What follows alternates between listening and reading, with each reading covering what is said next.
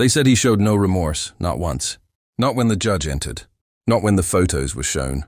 Not even when his own mother cried from the back row. But that changed the moment the victim's mother took the stand. Her voice trembled, but every word hit him harder than any sentence could. This is the story of a boy who laughed in the face of justice until the truth silenced him. Before we begin, make sure to subscribe and turn on the bell, because every story here reminds us that no one escapes the weight of their choices. Now let's step inside the courtroom. The cameras were rolling, the jury was tense, and the young defendant, barely 17, leaned back in his chair, smirking. The prosecutor stood up and placed a stack of printed screenshots on the table.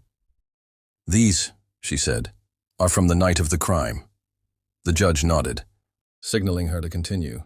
As the first image appeared on the screen, the smirk on his face faltered just for a second. It was the victim's mother, holding her son's photo, surrounded by police tape. The courtroom fell silent. That was the moment everything began to unravel. The courtroom was silent, except for the faint hum of the air vents. The prosecutor approached the bench, holding a small flash drive between her fingers. "Your Honor," she said, "the state would like to submit one final piece of evidence." The defense objected instantly. That recording was not included in discovery. The judge raised a hand. "Overruled." "Play it." The tension in the room thickened as the bailiff connected the drive to the monitor. The screen flickered, and a grainy video began to play. Security footage from the night of the murder. The boy on the screen, the same boy now sitting before the jury, was laughing, loudly. He was surrounded by friends, holding his phone up, filming himself as sirens wailed in the distance. In the background, faint cries for help could be heard. The courtroom gasped. His smirk vanished, replaced by a blank stare. He looked down at the table, breathing shallowly. The prosecutor paused the video. "Do you still find this funny, Mr. Parker?" she asked. He didn't answer. "Because your laughter echoed through the entire neighborhood that night." The judge's gaze darkened. "Mr. Parker," he said firmly, "do you understand the gravity of this evidence?" A long silence followed. Finally, the boy whispered, "I didn't mean for it to happen." The victim's mother sobbed quietly in the gallery. Everyone could feel the shift. The arrogance that once filled the room was gone, replaced by the crushing weight of reality. The judge leaned forward. "Meaning doesn't erase consequence, son. Remember that." The judge called the next witness, and the courtroom held its breath. "Mrs. Green," he said softly, "please take the stand." The middle-aged woman rose slowly from her seat. Her hands trembled as she clutched a small framed photo of her son, smiling. Full of life, the same face now immortalized by tragedy. Every step she took toward the witness stand seemed to echo through the hall. The bailiff offered her a tissue, but she waved it away. "No, I need to speak." When she turned to face the defendant, the silence deepened. "You laughed," she began, her voice steady but heavy. "You laughed while my son died on that street. And for months I asked myself why." The boy stared at the floor, unable to look at her. "But now I understand," she continued. "You weren't laughing at him. You were laughing. Because you didn't think anything could touch you. Her." Words hit like thunder. The jury leaned forward. Even the judge shifted slightly in his seat. "You wanted to feel powerful. But tell me, do you feel powerful now?" The boy's lip quivered, but he said nothing. She took a shaky breath. "I prayed every night to hate you less. I prayed for a reason to believe my son's death wasn't just noise in the world. And today I realized something." Her eyes softened. "If I let hatred own me, then you win twice. So I won't hate you anymore. But I will never forget what you took." The courtroom fell utterly still. The prosecutor looked down. Even the defense attorney couldn't hide the tears in his eyes. The boy finally whispered, voice breaking. "I'm sorry." Mrs. Green nodded once. "I hope one day you understand what that word means." When she stepped down, there wasn't a dry eye in the room. The judge exhaled slowly. "Court will recess for 10 minutes, he said. But everyone knew nothing would ever feel the same again. When the court resumed, the defense attorney stood up, adjusting his glasses with a deliberate calm. "Your Honor," he began, "the defense would like to call a surprise witness." The entire courtroom turned in disbelief.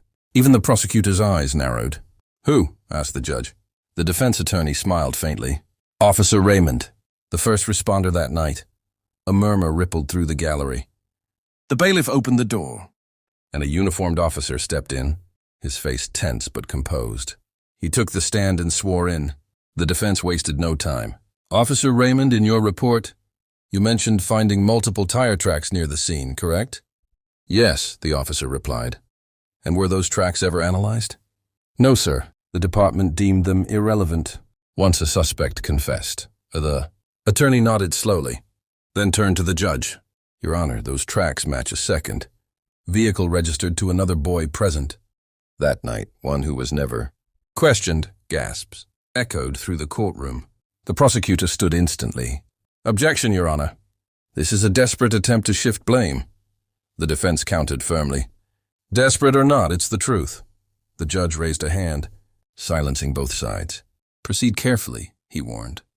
The officer continued, voice trembling now. There was also a second voice on the video, a voice yelling, "Let's go now." We enhanced the audio later at the lab. It wasn't the defendant, the jury whispered among themselves. The room buzzed with confusion. The defendant lifted his head for the first time in hours, tears pooling in his eyes. You mean someone else? He murmured. The officer nodded. Yes, son. Someone else ran first. The boy collapsed into his chair, stunned. The victim's mother looked on, torn between anger and uncertainty. The judge rubbed his temple, knowing the entire case had just changed. Court will reconvene tomorrow morning, he said. This new evidence will be reviewed. And just like that, what had seemed like a closed case cracked open again. The next morning, the courtroom was packed. Reporters filled the benches, cameras flashed outside, and whispers spread like wildfire. The judge entered with a grim expression, clearly aware that today could alter everything. Court is now in session, he declared. The prosecutor rose immediately. Your Honor, the state has reviewed the new evidence overnight. While the audio may suggest another voice, we maintain that the defendant was the primary aggressor. The defense stood tall. Then let's hear that audio, Your Honor, in full clarity. The judge nodded reluctantly. The courtroom lights dimmed, and once again, the screen flickered to life. The same chaotic footage appeared, but this time, the enhanced sound filled the room. Amid laughter and distant screams, another voice shouted, "Get in the car!" "He's not breathing!" The voice wasn't the defendant's. It was deeper, older. The prosecutor's jaw tightened. The defense turned triumphantly. That's not my client. That's his friend, Tyler Briggs, a name the police conveniently forgot to mention. Murmurs erupted in the gallery. The judge banged his gavel. Order! Order in the court! The prosecutor looked visibly shaken. Your Honor, we request a recess to verify this information. The judge stared her down. You've had months to verify it. The defendant sat frozen, his eyes wide with disbelief. He said we'd just scare him, he whispered under his breath, tears streaming down. He said it was a prank. The judge leaned forward. And you believed him? The boy nodded weakly. I didn't think it would go that far. Heavy silence filled the room. Mrs. Green covered her mouth, torn between rage and sorrow. The judge sighed deeply. We will locate and summon this Tyler Briggs for questioning. Until then, this court stands adjourned. The gavel struck, echoing like thunder. As the crowd dispersed, the young defendant looked up at his mother, eyes full of guilt. Mom, he whispered. I didn't want this, but there was no comfort. Left in her eyes only the hollow look of a mother who no longer knew her own son. The doors of the courtroom opened slowly as Tyler Briggs was escorted inside in handcuffs. The murmur of the audience turned into a low, collective hiss of disbelief.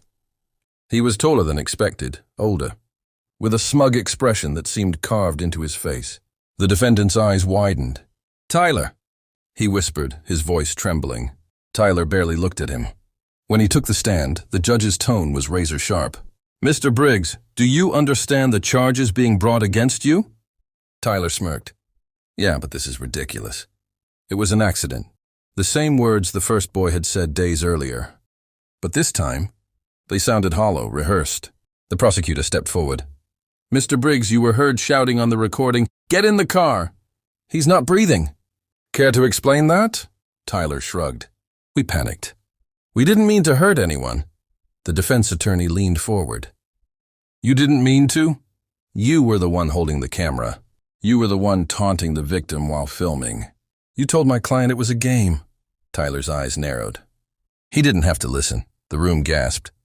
The defendant covered his face with his hands, shaking. You told me he'd be fine, he muttered. Tyler snapped. He would have been if you hadn't freaked out. The judge slammed the gavel. Enough! His voice boomed through the chamber. You two treated human life like a joke, and now you both want to play innocent. Mrs. Green stood abruptly, unable to contain her anger. You both watched my son die and did nothing. The courtroom went silent again. Tyler glared back at her, but then looked away, his confidence cracking. The prosecutor pressed on, her tone icy. Mr. Briggs, do you regret what happened that night? Tyler hesitated. For the first time, his expression faltered. I didn't think it would go that far. The judge's voice dropped to a near whisper. But it did. And a boy is dead because of you. Tyler swallowed hard, his facade slipping.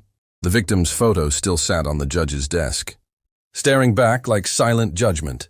The truth was finally catching up. The next day, the courtroom was tense. The first witness, a classmate named Rachel, took the stand. Her hands trembled as she adjusted the microphone. Rachel, the prosecutor said gently, you were with them earlier that night, correct? She nodded. Yes, at the lake. They were drinking. Tyler had a camera, and he kept saying they should record something crazy to post. Online, the defense attorney leaned forward. Did my client seem willing to take part? Rachel hesitated. He laughed at first. But when Tyler dared him, he looked scared. Tyler called him weak, said everyone would think he was a coward if he didn't go along. The defendant lowered his head, shame filling his face. The prosecutor stepped closer. Rachel, did you hear what happened after? Tears welled in her eyes. Yes, we heard yelling, and then silence. When we ran over, Tyler was gone. He'd taken the car. Gasps spread across the room. The defense attorney seized the moment. Your Honor, this clearly shows manipulation. My client was pressured, humiliated, and abandoned to face the blame alone. Tyler clenched his fists, whispering, she's lying. The judge's eyes hardened. Quiet, Mr. Briggs, Rachel sobbed quietly. I didn't say anything before because I was scared of him. The courtroom was silent. Even the prosecutor's expression softened. The judge exhaled slowly, his voice low and deliberate. Ms. Rachel, thank you for your honesty. You may step down. As she left the stand, Tyler's mask cracked completely. He shouted across the room. You were all fine with it until it went wrong. The judge's gavel slammed down hard. That's enough. One more outburst and I'll have you removed. The boy who once smirked now looked cornered, his arrogance melting away. The young defendant glanced at him through tears, whispering, I trusted you. Tyler avoided his gaze, for the first time unable to speak.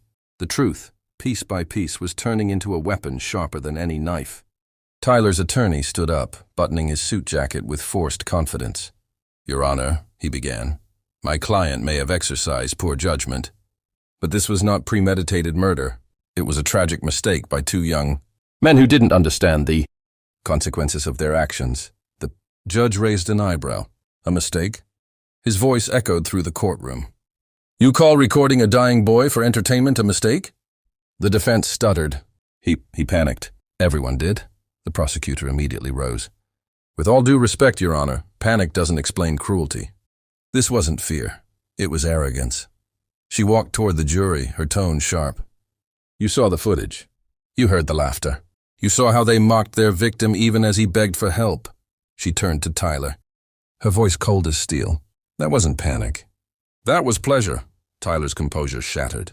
You don't know what it was like, he shouted. We didn't mean to. The judge slammed the gavel. Mr. Briggs, sit down. This court will not tolerate another interruption. The tension was unbearable. The jury watched him with disgust.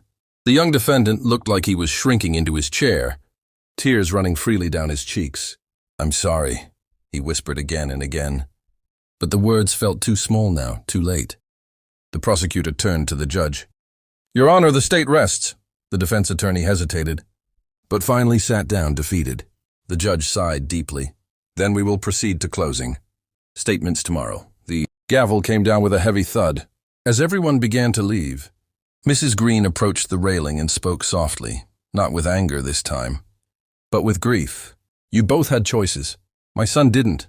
Her voice trembled. And now all I have left are his memories. Tyler froze, unable to meet her eyes. For the first time, the courtroom felt more like a grave than a hall of justice. The lights dimmed, the crowd dispersed, and silence reclaimed the room. The final day arrived, and the courtroom was overflowing. Every seat was filled. Journalists, families, strangers, all waiting for the same thing, the verdict. The judge entered, expression grave, his robe flowing like a shadow across the floor. "This court is now in session," he declared. The young defendant sat motionless beside his lawyer, pale and trembling. Tyler sat 2 tables away, his hands cuffed, his arrogance long gone. He looked like a ghost of the boy who once smirked at the cameras. The prosecutor rose first. "Your Honor, members of the jury," she began, her tone heavy with conviction. "This case is not about youth. It's about humanity. A boy lost his life not because of an accident, but because cruelty triumphed over conscience." She gestured toward Tyler and his accomplice. They laughed while a mother's heart was breaking. They filmed his last breath as if it were entertainment. And now they must face the consequences of that choice. Silence fell. Even the defense attorney didn't rise right away. When he finally did, his voice was soft. "Your Honor, they were foolish boys. They will carry this burden for the rest of their lives. I asked the court for mercy." The judge's eyes were cold, unreadable. "Mercy is not mine to give," he said slowly. "It must be earned, and I see no effort here." Tyler closed his eyes, his breathing shallow. The young defendant whispered a prayer, hands clasped tightly. The judge continued, voice echoing through the chamber. "For the charge of involuntary manslaughter, this court finds both defendants guilty." Gasps filled the room. Tyler's mother sobbed quietly, while Mrs. Green lowered her head, tears streaming down her face, not of vengeance but of release. "You will each serve 15 years in a state correctional facility," the judge announced firmly. "May that time teach you the value of the life you took for granted." The gavel struck. The sound was final, like a door closing on everything they once were. As the officers led them away, the young defendant turned one last time toward Mrs. Green. "I'm sorry," he whispered. She met his eyes, voice barely audible. "Then prove it. Become someone my son would have forgiven." When the verdict was read, the sound of the gavel still echoed long after the judge had left the bench. The crowd began to disperse, but one figure remained seated. Mrs. Green. She stared at the empty witness, stand where her son's story had been retold, each word like salt on a wound. The young defendant, now handcuffed, turned once more as the officers guided him toward the door. "I'll never forget," he murmured, his voice cracking under the weight of guilt. Tyler followed behind, his head bowed, unable to look at anyone. For the first time, he wasn't angry, just broken. Outside, the media swarmed the steps of the courthouse. Cameras flashed, microphones extended. Questions flew through the air like arrows. "Do you feel justice was served? Was it really an accident?" But Mrs. Green said nothing. She simply walked past them, her silence louder than any statement. In the hallway, the prosecutor approached her gently. "Mrs. Green," she said softly, "I know nothing can bring him back. But I hope today gives you peace." The mother gave a faint nod. "Peace isn't the word," she replied. "But maybe closure." The prosecutor's eyes lowered. "That's all the justice system can give." Meanwhile, in the holding room, the young defendant sat across from a guard who quietly removed his cuffs so he could sign his papers. His hands trembled. "Can I write a letter to Mrs. Green?" he asked. The guard nodded. "Make it quick." He took a piece of paper and began to write. "I can't undo what I did, but I promise I'll never stop trying to be the person I wasn't that night. I'll live the rest of my life earning forgiveness I don't deserve." When he finished, he folded the paper carefully and handed it to the guard. "Please make sure she gets it." As the door closed behind him, the young man looked up at the pale morning light through the barred window. For the first time since that night, he didn't feel like a victim or a villain. Just a boy who finally understood the cost of a single cruel choice. Weeks passed. The media frenzy faded, headlines moved on. But inside the walls of the state correctional facility, time crawled. The young defendant, whose name had once trended online, was now just another number, stitched into an orange jumpsuit. The first nights were sleepless. Every sound reminded him of that courtroom. Every echo of a gavel felt like it still hung above his head. But somewhere between punishment and regret, something changed. He began attending counseling sessions. At first he didn't speak, just listened to stories of others who had hurt people, lost themselves, and somehow found a way to rebuild. His counselor, an older man named Mr. Dempsey, didn't sugarcoat anything. "You can't erase what happened," he said one day, "but you can decide if that's all you'll ever be remembered for." The word stuck. Months later, the young man started helping new inmates learn to read. It wasn't redemption, not yet, but it was something. Outside, Mrs. Green received his letter. She didn't open it right away. It sat on her kitchen table for days beside a framed picture of her son. When she finally unfolded the paper, her hands trembled. She read his words slowly, stopping halfway through. There was pain in every sentence, but also sincerity. She closed her eyes, whispering, "Good." Then, almost reluctantly, she placed the letter in the same drawer as her son's report cards and birthday cards. She didn't forgive, but she didn't throw it away either. Back in prison, the young man stood near the window during sunset, the same faint orange glow reflecting off the bars. For the first time, he whispered to himself, "I'll make it mean something." The guards called for lights out. The door clanked shut, but inside his chest, something small, almost invisible, had begun to heal. Years passed. The world had forgotten the trial that once gripped every news outlet. But for those who lived it, the echoes never faded. The young man, now in his mid-20s, had changed. He no longer walked with the same arrogance or spoke with the same fire. His hair had grown, his voice deeper, his gaze softer. One morning, during mail distribution, a guard handed him a small envelope. "From the outside," the guard said simply. Inside, the handwriting was neat, deliberate. He hesitated before opening it.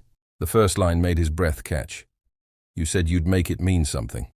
I see that you did." It was signed, Elizabeth Green. His eyes welled up. She had written back. Her letter wasn't long, but every word felt like a bridge across years of silence. "I will never forget what happened, but I can see you are no longer the same boy who sat in that courtroom. My son believed people could change. I want to believe that too." For a moment, he just sat there, unable to move. The walls didn't seem so tight anymore. That night, under the dim prison lights, he reread her letter again and again. When lights out was called, he tucked it beneath his pillow, whispering, "Thank you." Outside, Mrs. Green sat by her window, holding a cup of tea, watching the rain slide down the glass. For the first time in years, she didn't feel the same crushing weight in her chest. The letter she had written wasn't forgiveness, it was hope. And in that fragile exchange between guilt and grace, something remarkable happened. Both of them, in their own way, began to heal. The documentary aired on a quiet Sunday night. Its title, The Price of Silence. Inside a modest living room, Mrs. Green sat alone, her television flickering with old court footage. There he was, her son's name on the screen, followed by the face of the boy who took his life. The narrator's voice was calm, deliberate. A tragedy that began with laughter and ended with a lifetime of regret. Across town, in a halfway house for reformed offenders, the young man, now 28, watched the same broadcast. His breathing quickened as the footage replayed the courtroom scene. His own face frozen in arrogance from years ago. He whispered, "I don't even recognize that person." The documentary cut to interviews with victims' families, prosecutors, even the defense attorney. They spoke not of revenge, but of responsibility. The young man's story was reframed, not as a criminal case, but as a cautionary tale. The narrator's words echoed, "Justice can punish, but only remorse can rebuild."